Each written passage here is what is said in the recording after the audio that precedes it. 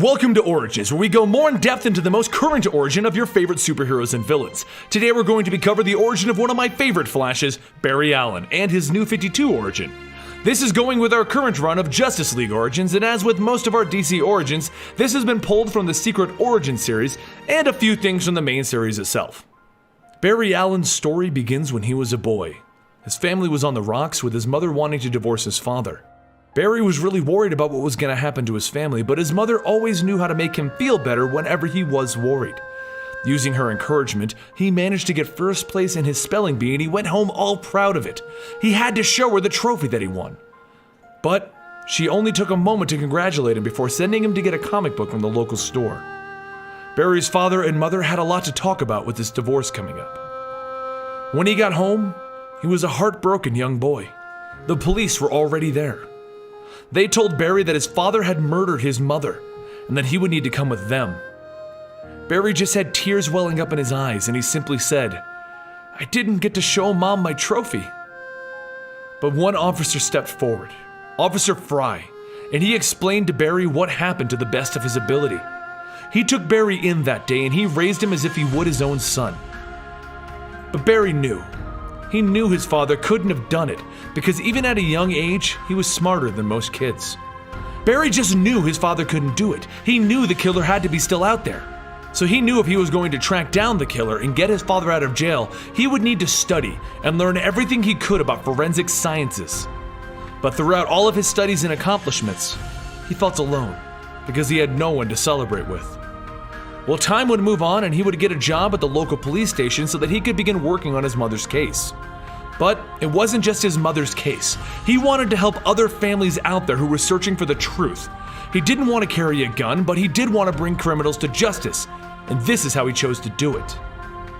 So, during the day, he would work on all of the normal cases that came across his desk, and at night, he would get to work on his mother's case. Then, on one fateful night, a bolt of lightning came through the window and it struck the chemicals behind Barry. It was a very select combination of chemicals and they spilled all over his body while electrically charged from the storm. When he awoke, he had new speed-based powers, and being a scientist, Barry couldn't help but run his new powers through a gambit of tests, and he realized he's the fastest man alive. So he thought about it and he realized when people think of police officers, they think of the uniform and the badge. So he made his own. His lightning badge and his suit.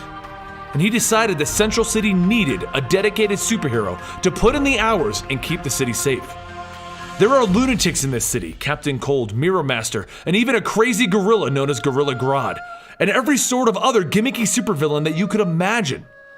So Barry ran, and he used the death of his mother as his motivation. This can't happen again. Catharsis, that was his winning word at the spelling bee. And he thinks about it all the time because the definition of it means the process of releasing. You see, Barry was so driven to prove his father's innocence that the only defining factor of his life was the murder of his mother. But when he became the Flash, when he could make a difference, he had to let all of that go. He had to focus on moving forward. While he still wants his father to be innocent, he understands that everything happens for a reason, and the reason that his mother died was to make Barry the man that he is today. And who is he? The Flash, the fastest man alive. Thank you for joining me today, and if you learned something new, please give this video a like, and don't forget to follow us on Twitter at Comicstorian. Now don't forget, we also have a gaming variety channel known as Eligible Monster, and a list-based channel known as List Bomb. Both of those are in the description down below, and we would really appreciate it if you go subscribe to those and watch those videos when you get some spare time. I'm Benny for Comicstorian, and I will see you guys next time right here.